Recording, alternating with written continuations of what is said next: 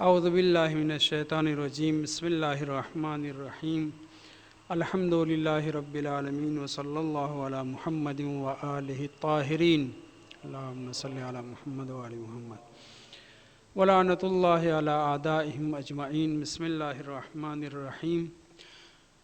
جناب مفضل ابن عمر جعفی، جن کے سلسلے میں اختلاف نظر پایا جاتا ہے رجال کی کتابوں میں، مگر آپ امام جعفر صادق علیہ السلام کے اصحاب خاص میں سے تھے۔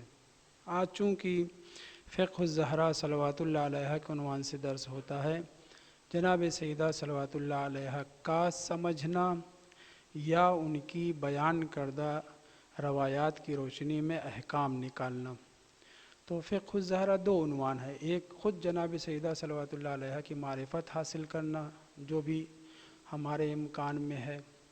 یقیناً جناب سیدہ صلوات اللہ علیہ کی عظمت کا ادراک سوائے معصومین علیہ السلام کے کسی کو نہیں ہے، بلکہ بعض خصوصیات، بعض امتیازات جناب سیدہ صلوات اللہ علیہ کے ایسے ہیں کہ ائمہ طاہرین کو بھی اس کا علم نہیں ہے۔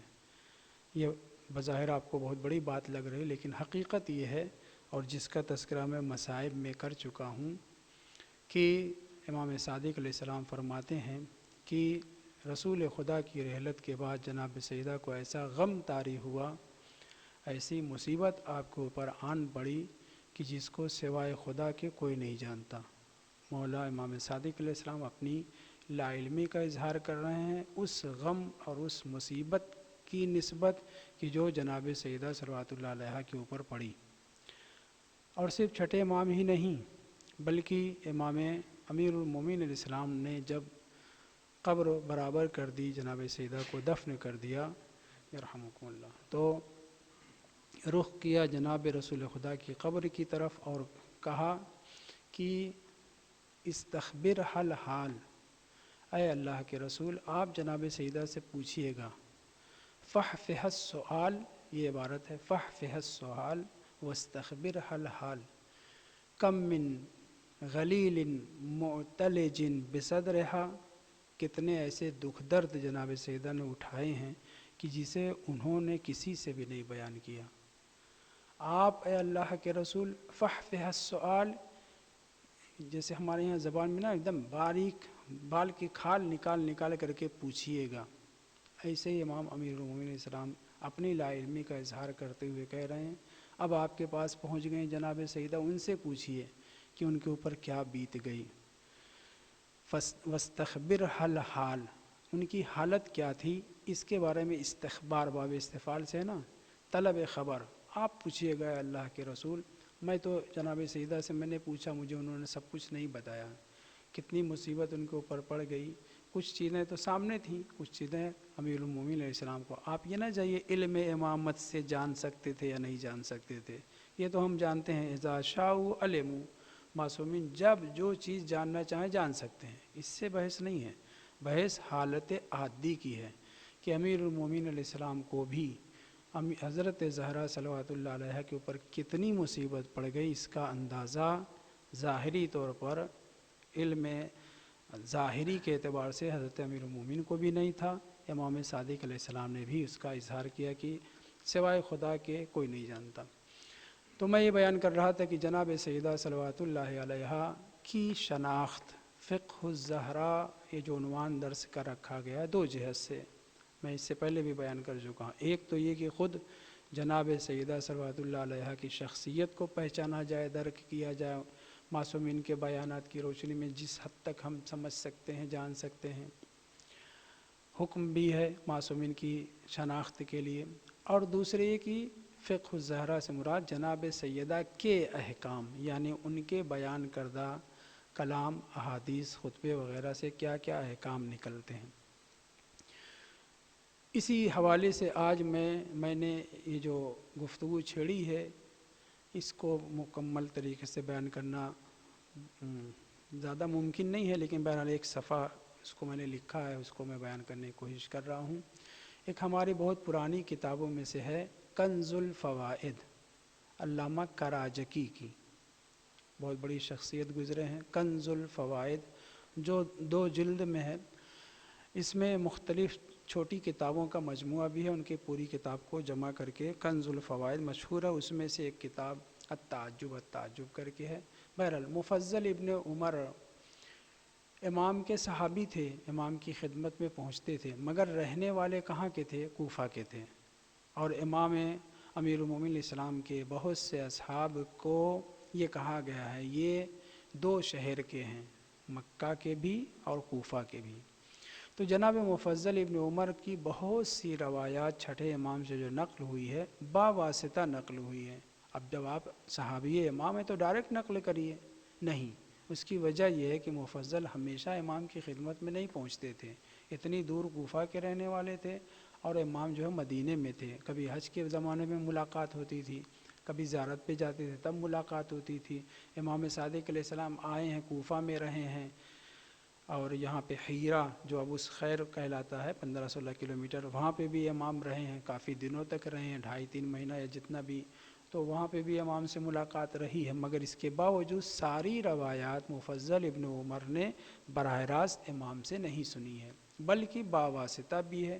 انہی میں سے یوسف ابن یعقوب، صحیح پڑھ رہا ہوں کہ نہیں، یونس ابن یعقوب امام جعفر صادق علیہ السلام کے صحابی ہیں. ان سے مفضل ابن عمر یعنی باواسطہ امام صادق علیہ السلام سے نقل کر رہے ہیں کہ امام صادق علیہ السلام نے اپنے آباء طاہرین سے جناب رسول خدا سے یہ روایت نقل کی ہے جناب سیدہ صلوات اللہ علیہا کے سلسلے میں.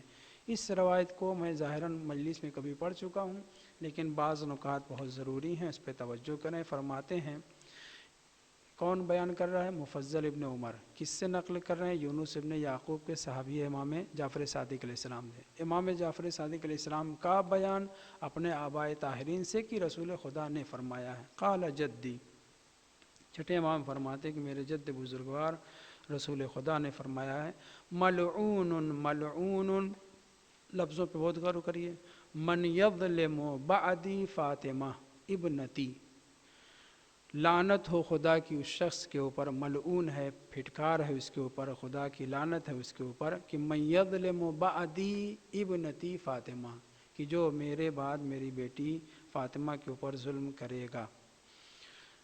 دوسرا فقرہ، وَيَغْصِبُهَا حَقَّهَا، اور ان کے حق کو غصب کرے گا. اسی پہ عطف ہے، من یظلم من یغصبها حقها وَيَقْتُلُهَا، اور انہیں قتل کرے گا. یہ 3 فقرے بہت ہی اہمیت کے حامل ہیں. فرض کر لیتے ہیں کہ رسول خدا صلی اللہ علیہ وآلہ وسلم کے ربائب نہیں 4 بیٹیاں تھیں، جیسے کہ کتاب بھی سنیوں نے لکھی ہے، ابو رافع نام کے ایک سنی نے بنات اربعہ کے عنوان سے، اور ہماری بھی کتابوں کا حوالہ دیا کیونکہ ہماری بھی کتابوں میں جناب رسول خدا کی کئی بیٹیوں کا تذکرہ ہے، انکار نہیں کیا جا سکتا، ہے تذکرہ، لیکن محققین تسلیم نہیں کرتے، اور بعض محققین نے گھٹنے ٹیک دیے ہیں، مان لیا ہے کہ ہاں تھی، مگر اختلاف اب بھی پایا جاتا ہے. اور اکلوتی بیٹی کے عنوان سے کتابیں بھی چھپ چکی ہیں. اکلوتی بیٹی کے عنوان سے طیب آغا جزاری صاحب نے بھی ایک کتاب لکھی تھی.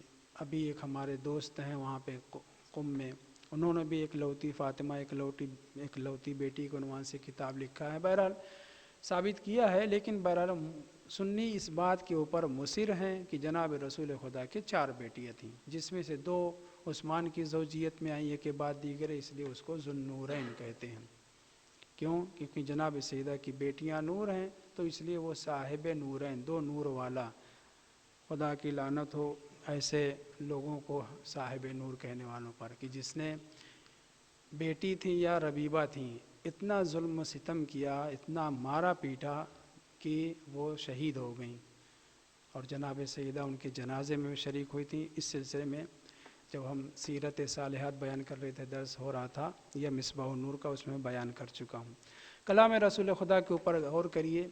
کہہ سکتے تھے اس طرح سے پیغمبر، ملعون ملعون من یظلم بعد ابنتی، اتنا کہہ سکتے تھے. نہیں، فاطمہ ابنتی. اگر 4 بیٹیاں تھیں تو رسول خدا کو نام لینے کی ضرورت نہ ہوتی، بناتی کہہ دیتے، تاکہ سب کے اوپر ظلم کرنے والا ملعون قرار پاتا، سب کے اوپر ظلم کرنے والا मलऊन करार पाता। नहीं, कल के ज़बरदस्ती अगर रसूल खुदा की बेटियां शामिल की जाएं, कही जाएं, तो पैगंबर ने नाम लेकर के वाज़ेह कर दिया, मलऊन वो है कि जो मेरी बेटी फ़ातिमा के ऊपर जुल्म करेगा। और यही एक सिफत नहीं, बादी की क़ैद तो वाज़ेह है कि मेरी मौजूदगी में तो कोई जुल्म कर नहीं सकता, सितम नहीं कर सकता, लेकिन मेरी आँख बनते ही होते ही उनके ऊपर जुल्म शुरू हो जाएगा। इसलिए पैगंबर ने लफ्ज़ इस्तेमाल करने का इब्नती पर इक्तफ़ा नहीं की कि किसी भी बीवी बेटी को जो है समझ लिया जाए, नाम लेकर के वाज़ेह कर दिया कि किसकी बात हो रही है। गोया रसूल खुदा ने मुसलमानों की आंखें खोल दी कि मेरी बद्दुआ उन लोगों के लिए शामिल है जो बकिया मेरी बेटियों या रबीबाओं पे नहीं बल्कि मेरी बेटी फ़ातिमा पर जुल्म करेंगे, किसी दूसरी बेटी पर नहीं। अगरचे दूसरी बेटी पर भी जुल्म, बहरहाल जुल्म है, जुर्म है, लेकिन लानत जिसके ऊपर कर रहे हैं वो जनाब सईदा सल्लल्लाहु अलैहा के ऊपर जुल्म करने वालों के लिए। लानत रसूल खुदा का और लानत खुदा का मुस्तहिक सिर्फ जनाब सईदा के ऊपर जुल्म करने वाला नहीं है, वाव आतिफ़ा के साथ वयग़सिबुहा हक़्क़हा, उनके हक़ को गस्ब करने वाले पर भी खुदा की लानत हो। ये फ़िक्रा आप क्यों बयान कर रहे हैं पैगंबर? गोया पेशीन गोई फरमा रहे हैं कि मेरे बाद मेरी बेटी का हक़ गस्ब कर लिया जाएगा, वरना ये फ़िक्रे की ज़रूरत नहीं थी। ख़ुद वाज़ेह और आश्कार कर रहे हैं कि मेरे बेटे के हक़ को गस्ब कर लिया जाएगा और हक़ को छीन लिया जाएगा, और जो लोग भी इस जुल्म में और हक़ के गस्ब करने में शरीक हैं वो सब के सब लानती हैं। खुदा, रसूल खुदा, तमाम औलिया इलाही की ऐसे लोगों के ऊपर लानत हो जिन ने जनाब सईदा के ऊपर जुल्म किया है या उनके हक़ को गस्ब किया है, या इस जुल्म से रज़ायत और उनके हक़ के गस्ब होने पर रज़ायत दी है। तीसरी बात जो इसमें बहुत ज़्यादा काबिल तवज्जो है वो ये है कि वयक़्तुलुहा कहा है। पैगंबर इस्लाम ने तीसरी खुसूसियत, तीसरा फ़िक्रा वाव आतिफ़ा के साथ साफ़ लफ्ज़ों में ये नहीं कह रहे हैं कि वो गम बर्दाश्त करते करते इस दुनिया से रुखसत हो जाएंगी, चोट लगने की वजह से, पसली टूट जाने की वजह से धीरे धीरे उसके बाद मर जाएंगे, नहीं, वयक़्तुलुहा। और वो भी मलऊन है, मलऊन ने 2 मरतबा लफ्ज़ इस्तेमाल किया है कि जो मेरी बेटी का सिर्फ के ऊपर जुल्म नहीं करेगा, उनके हक़ को गस्ब नहीं करेगा, वयक़्तुलुहा, और उन्हें शहीद कर डालेगा, कत्ल कर डालेगा। पैगंबर इस्लाम गोया निगाह रसालत से देख रहे हैं कि मेरी बेटी के ऊपर इस कदर जुल्म होगा, इस तरीक़े से उनको अज़ियत दी जाएगी कि वो कत्ल है। ठीक है, पसलियाँ टूटी तीसरे या चौथे दिन या 7वें दिन बाज़ने का, लेकिन तीसरे दिन का ज़्यादा है। और उसके बाद जनाब सईदा 45 दिन, 75 दिन, 93 दिन ज़िंदा रहीं, लेकिन ये 93 दिन 3 जमादुस्सानी के एतबार से 93 या 95 दिन जो बनता है, इतनी बड़ी अज़ियत, किसी की कोई हड्डी उंगली की भी अगर टूट जाए तो जब तक बैठ न जाए, जब तक उसके ऊपर मरहम न लगा दिया जाए, तब तक इंसान को चैन नहीं मिलता, रात रात भर नींद नहीं आती। और अगर पसली टूट जाए तो असन सांस लेना दुश्वार होता है, लम्हा लम्हा मौत है। थोड़ी सी हरकत से भी इंसान अगर पसली टूटी हो तो इंसान ज़िंदा नहीं रह सकता। 75 दिन, 95 दिन जनाब सईदा सल्लल्लाहु अलैहा ने कितना गम और दर्द सहा है कि इमाम सादिक अलैहिस्सलाम ने अपना हाथ उठा लिया, इमाम अमीरुल मोमिनीन अलैहिस्सलाम ने अपना हाथ उठा लिया कि मुझे नहीं मालूम, मैं नहीं जानता, ऐ अल्लाह के रसूल आप पूछिएगा उनसे उनके ऊपर क्या बीती है।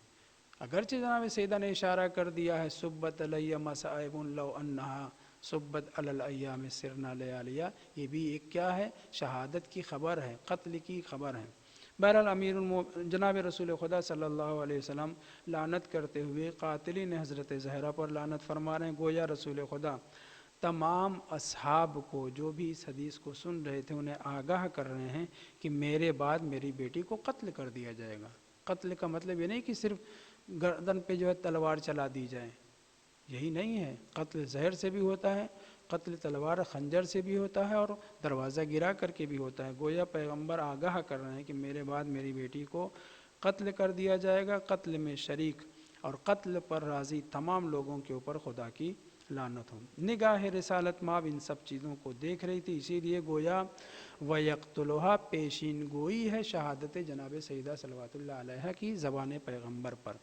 اس حدیث کے آخر میں دو فقرے بڑے اہم ہیں.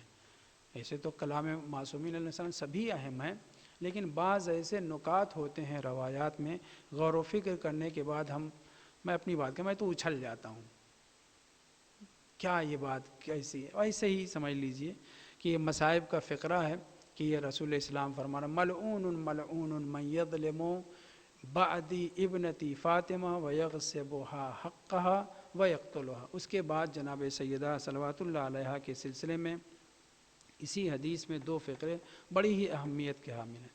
پہلا نقطہ، قرآن مجید نے جناب رسول خدا صلی اللہ علیہ وآلہ وسلم کے لیے ایک کلمہ عصا کے ذریعے سے، عصا کس لیے آتا ہے؟ امید اور آرزو کے لیے نا، تمنا اور ظاہر کرنے کے، امکان کے لیے. کیا ہے قرآن مجید کی آیت؟ پوری آیت مجھے یاد نہیں ہے، فقرہ جو یاد ہے جس سے مطلب ہے وہ میں پڑھ رہا ہوں. عصا ان یبعثک ربک مقاما محمودا. کنفرم نہیں بتایا جا رہا ہے، حتمی نہیں کیا جا رہا ہے. اے اللہ کے رسول، آپ نے بڑی زحمتیں اٹھائی ہیں، بڑی مصیبتیں جھیلی ہیں، جتنا سارے انبیاء کو اذیت نہیں دی گئی اس سے زیادہ آپ نے اذیت اٹھائی ہے. جتنی حضرت نوح کو کتنی اذیت اٹھانی پڑی، حضرت ابراہیم نے کتنی زحمتیں اٹھائیں، لیکن اس کے باوجود پیغمبر اسلام کو تسلی دیتے ہوئے، دلداری دیتے ہوئے قرآن یہ کہہ رہا ہے، کنفرم نہ سمجھیے، عسیٰ ان یبعثک ربک مقاما محمودا. مسکراتے ہوئے اس لیے کہہ رہا ہوں کہ یہ عسیٰ جو لفظ استعمال ہوا مفہوم یہی ادا کرتا ہے کہ امید ہے کہ آپ کو خداوند متعال میدان محشر میں مقام محمود عطا کر دے اور آپ وہاں پہ کھڑے ہو کر کے اپنی امت کو بخشوائیں، ساری امتوں کو بھی اپنی امت کو بخشوائیں. عسیٰ ان یبعثک، یہ عسیٰ کیا بول رہا ہے؟ کنفرم نہ سمجھیے، 100% نہ سمجھیے، آرزو رکھیے، تمنا کریے، دعا کیجئے کہ آپ کو خداوند متعال اس مقام محمود پر پہنچا دے. تو ہم ایمان اور عقیدے کے اعتبار سے نہ پوچھیں، آیت کے ظاہری کا ترجمہ یہی بنتا ہے کہ پیغمبر آپ یقینی نہ سمجھیں، لیکن خداوند متعال کوئی ایسا کمال، کوئی ایسی فضیلت نہیں ہے جو اہل بیت کو اس نے عطا نہ کی ہو. ہم مانتے ہیں کہ رسول خدا مقام محمود پر ہوں گے، ہمارا دل، ہمارے ایمان مطمئن ہے، لیکن آیت میں یہ نہیں کہا جا رہا ہے. اس تمہید کے بیان کرنے کے بعد رسول خدا جناب سیدہ صلوات اللہ علیہ کو تسلی دیتے ہوئے، جو ان کے اوپر مصیبت پڑنے والی ہے اس سے دلداری دیتے ہوئے فرماتے ہیں، صادق اور مصدق نبی کی زبان پر جو جاری ہو جائے وہ پتھر کی لکیر ہے نا. معصومین نے جو فرما دیا ہے وہ ہو کر کے رہے گا، چاہے ہم مطمئن ہوں یا نہ ہوں. امیر المومنین علیہ السلام نے وہ جب حدیث بیان کی تھی کہ رسول خدا نے میرے بارے میں فرمایا یا علی لا یبغضک مؤمن ولا یحبک منافق، تو وہاں پہ کیا کہا تھا؟ جرى علی النبی الصادق المصدق. یہ فقرہ چونکہ سچے نبی کی زبان پر جاری ہو چکا ہے، جس کی تصدیق سارے انبیاء نے کی ہے، جو ماقبل انبیاء تھے انہوں نے تصدیق کی ہے اور یہ بھی تصدیق کرنے والے ہیں، یہ ہو کر کے رہے گا. اسی مطلب کو میں یہاں بیان کر رہا ہوں کہ قرآن نے، آیت نے یہ کہا ہے کہ رسول اسلام کو مقام محمود مل سکتا ہے، امکان پایا جاتا ہے. حتمی فیصلہ خدا نے نہیں سنایا ہے، مگر ہمارے نبی صلی اللہ علیہ وآلہ وسلم نے جناب سیدہ صلوات اللہ علیہ کے لیے ان کو دلداری دیتے ہوئے، ان کو تسلی دیتے ہوئے فرمایا ہے، یا فاطمہ تو ابشری، اے فاطمہ آپ کو بشارت ہو، مجدہ ہو، تبریک پیش کر رہا ہوں، مبارکباد و بشارت دے رہا ہوں. فلک عند اللہ مقام محمود، میرے لیے تو عصا کا لفظ استعمال ہوا، میں صادق و مصدق نبی آپ کے لیے کہہ رہا ہوں، ابشری فإن لک فلک عند اللہ مقام محمود، آپ مقام محمود میں ہوں گی. تشفعین فی شیعتک ومحبیک فتشفعین، مجہول کا صیغہ، آپ اپنے صرف شیعوں کے لیے نہیں بلکہ ہر چاہنے والے کے لیے، ہم سب کا بیڑا پار ہے، پکا یقین سمجھیے. 4 جوتے کھانے پڑیں اپنے کرتوت کی بنیاد تو اپنی جگہ پہ ہے، لیکن ہماری جنت ہمارے معصومین نے کنفرم کی ہے. توجہ سنیے، یا فاطمہ تو ابشری فلک عند اللہ مقام محمود، آپ کو خدا کے نزدیک مقام محمود حاصل ہے۔ تشفعین فیہ کی ضمیر پلٹ رہی ہے مقام محمود کی طرف، آپ مقام محمود میں کھڑی ہوں گی، محبی کے و شیعتے کے، صرف اپنے شیعوں بھرپور اطاعت کرنے والوں کے لیے ہی صرف شفاعت نہیں کریں گی، محبی کے، آپ کے جو چاہنے والے ہیں ان کی بھی شفاعت کریں گی۔ فتشفعین، تو آپ کی شفاعت کو خداوند متعال قبول کرے گا، یعنی کسی کی بھی جناب سیدہ شفاعت کریں گی، ان کی شفاعت مقبول ہے۔ کہاں پہ؟ مقام محمود پر۔ قرآن نے رسول خدا کے لیے عصا کے ساتھ یہ لفظ استعمال کیا ہے، ہم مانتے ہیں کہ رسول خدا مقام محمود پر ہوں گے، ایمان ہے، مطمئن ہیں، لیکن رسول خدا نے جناب سیدہ کو دنیا ہی میں بشارت دے دی ہے کہ اے بیٹی آپ مقام محمود پر ہوں گی، میرے لیے عصا ہے مگر آپ کے لیے کنفرم ہے کہ آپ مقام محمود پر ہوں گی، اور صرف اپنے شیعوں کی شفاعت نہیں کریں گی، شیعہ عمار یاسر، ابو ذر غفاری، سلمان فارسی، مقداد، یہ سب کے سب ہیں، صحیح ہے، لیکن ہم غیر لوگ بھی محبان حضرت زہرا صلوات اللہ علیہا میں سے ہیں، وہ ہماری بھی شفاعت کریں گے، اللہم صلی اللہ علیہ وسلم۔ تو یہ بہت اہم پہلو تھا میری نظر میں جو میں نے آپ کے سامنے بیان کیا کہ رسول خدا کے لیے عصا کا لفظ استعمال ہوا، مگر رسول خدا نے جناب سیدہ کے لیے صاف لفظوں میں فرمایا کہ آپ مقام محمود پر ہوں گی، اور صرف شیعوں کے لیے شفاعت نہیں کریں گے، اپنے چاہنے والوں کے لیے بھی شفاعت کریں گی، اور خداوند متعال آپ کی شفاعت کو قبول کرے گا، سارے محبان اہل بیت جنت میں جائیں گے۔ دوسرا نقطہ، اے میری لخت جگر، خدا نے قرآن مجید میں صرف ایک گناہ کو، ایک جرم کو، ایک گناہ کبیرہ کو نہ بخشنے کا اعلان کر دیا ہے۔ کیا ہے وہ؟ وَيَغْفِرُ مَا دُونَ ذَلِكَ، اس سے پہلے کیا ہے؟ إِنَّ الشِّرْكَ لَظُلْمٌ عَظِيمٌ، سب سے بڑا گناہ، سب سے بڑا ظلم شرک ہے، مشرکین کو خدا کبھی معاف نہیں کرے گا، ہے نا؟ شرک کے لیے اعلان ہے۔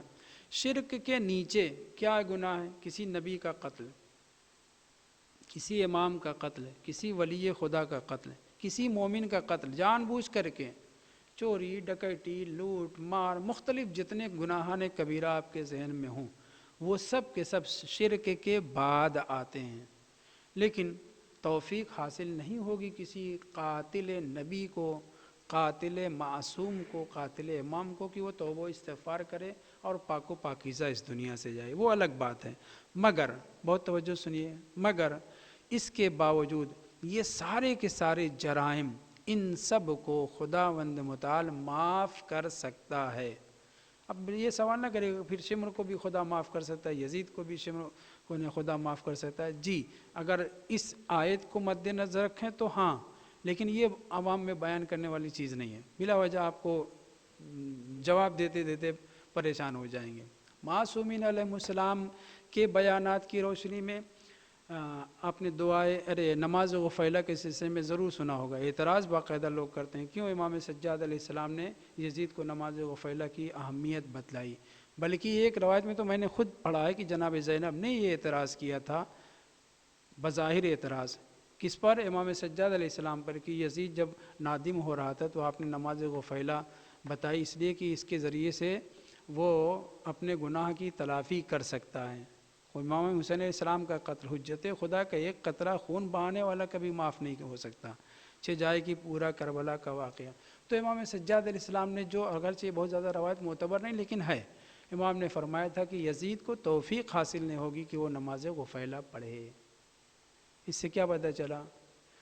قاتل معصوم بھی چونکہ یہ قتل معصوم شرک کے بعد ہے، اس لیے وَيَغْفِرُ مَا دُونَ ذَلِكَ، بہت توجہ کریں اس پہ، وَيَغْفِرُ مَا دُونَ ذَلِكَ، میں اپنے اسی کلام کی بھی تردید بھی کروں گا، فی الحال جو میں بتا رہا ہوں وہ اس کے اوپر توجہ کریں کہ شرک سب سے بڑا گناہ ہے، سب سے بڑا ظلم ہے، خدا سارے گناہ معاف کر سکتا ہے، انسان توبہ کرے، شرائط کے تحت پاک و پاکیزہ ہو جائے ہر چیز سے، پوری زندگی اس نے حلال و حرام کھایا ہو، بنی امیہ و بنی عباس کا چمچہ رہا ہو، سب کچھ، کیا مغفرت نہیں ہوئی ہے؟ آپ کے سامنے واقعہ بیان کیا جا چکا ہے، امام کی خدمت میں پہنچا ایک شخص، کہا کہ میں منشی تھا، میں لکھتا تھا، میں نے بہت پیسہ جمع کر لیا امام، اور پھر اس کے بعد پشیمان ہوا، مولا میں ان سب سے باہر نکلنا چاہتا ہوں۔ تو امام نے کہا کیا اگر میں بتاؤں تو واقعاً تم ان ساری چیزوں کو چھوڑ دو گے؟ اس نے کہا، تھوڑی دیر سر جھکایا، اس کے بعد کہا ہاں۔ امام نے کہا اخرج من جمیع ما کنت فیہ، ظاہراً ایسے عبارت ہیں، جتنی پراپرٹی، جتنا مال دولت، سب کچھ سب سے باہر نکلا۔ اس نے ایسا ہی کیا، کوفہ کا رہنے والا تھا، یہی مفضل ابن عمر یا کوئی دوسرے، اس نے ساری چیز جس کا معلوم تھا اس کو دے دیا، جو معلوم نہیں تھا صدقہ خیرات کر دیا، یہاں تک کہ لباس تک اپنے جسم پہ نہیں چھوڑا۔ جیسے بعض لوگ جو خمس نہیں نکالتے، وہ ان کا لباس بھی صحیح نہیں، ان کا کھانا بھی صحیح نہیں، ان کی جگہ بھی صحیح نہیں، وغیرہ وغیرہ۔ اس نے سب سے نکل کے بعد، پورا واقعہ ہے، ان کے جناب ابو حمزہ صومالی وغیرہ نے اس کو کپڑا فراہم کیا، تب وہ جو اس میں رہا، ایک دو دن کے بعد پھر رحلت ہو گئی۔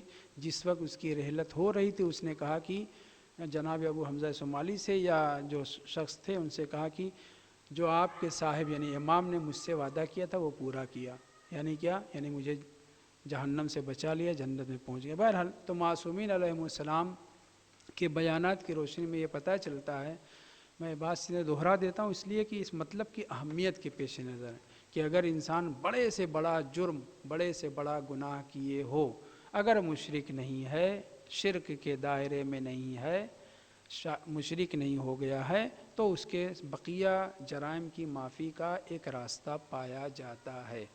یہ ہے قرآن مجید سے ثابت۔ وَيَغْفِرُ مَا دُونَ ذَلِكَ لِمَن يَشَاءُ، خداوند متعال جس کے لیے چاہے شرک کے علاوہ سارے گناہ کو معاف کر سکتا، مگر سب کے لیے نہیں، لِمَن يَشَاءُ۔ خوب یزید کے لیے نہیں چاہے گا، شمر کے لیے نہیں چاہے گا، قابل کے لیے نہیں چاہے گا، نمرود اور شداد ان سب کے لیے نہیں چاہے گا، تو پھر یہ لوگ جو ہے معاف نہیں ہوں گے۔ توجہ، کلام رسالت معاف صلوات اللہ وسلامہ علیہ، یعنی جو بھی دائرہ عفو الہی میں گناہ آ سکتے ہیں، اس شرک کے علاوہ سب آ سکتے ہیں۔ یہ تھا آیت کی روشنی میں۔ اسی طرح احادیث نبوی کی روشنی میں ایک بھاری گناہ اور بھی ہے، بھاری گناہ ایک اور بھی ہے جو شرک کے لیول کا ہے۔ مطلب کیا ہے؟ شرک خدا کبھی نہیں معاف کرے گا، بقیہ چوری ڈکیتی قتل تک جو ہے معاف کر سکتا ہے، مگر ایک اور بھی احادیث کی روشنی میں ایک بھاری گناہ، بھاری جرم اور ظلم ایسا ہے کہ جو صادق و امین نبی نے ڈنکے کی چوٹ پر اعلان کیا ہے، خداوند متعال شرک کی طرح ایک اور بھیانک جرم کو کبھی نہ معاف نہیں کرے گا، اور اس کی معافی تلافی کے لیے، بہت توجہ سنیں یہاں پہ، اور اس کی معافی تلافی کے لیے سارے انبیاء جو مرسل ہیں، ارسلہ کے معنی کیا ہے؟ بعثہ کے، ارسلہ باب افعال سے ہے نا، اس کا ماضی نہیں ہے، مجرد ماضی کہہ رہا ہوں، ثلاثی مجرد نہیں ہے اس معنی میں، ارسلہ بمعنی بعثہ ہے، تو کہیں بعثہ لفظ استعمال کیا جاتا ہے کہ جس نبی کو رسول بھی بنایا گیا ہو، کہیں پہ ارسلہ استعمال کیا جاتا ہے۔ یہ میں کس لیے کہہ رہا ہوں، اس پہ توجہ کریے۔ اللہ نے جتنے انبیاء بھیجے ہیں ان میں جو رسول ہیں یعنی بڑے درجے کے ہیں 313، اور اللہ نے فرشتے بھی بہت خلق کیے ہیں، ان کی تعداد مٹی کے ذرات سے بھی زیادہ ہیں، لیکن ان میں وہ فرشتے جو مقرب ہیں، اگر مقرب فرشتے خدا کے اور تمام انبیاء جو رسول بھی ہیں پورا زور لگا دیں، گڑ گڑا کے خدا کی بارگاہ میں کسی مشرک کے لیے معافی تلافی کریں، خدا معاف کر دے گا؟ نہیں، قرآن کا اعلان ہے وَيَغْفِرُ مَا دُونَ ذَلِكَ لِمَن يَشَاءُ، شرک نہیں معاف کرے گا۔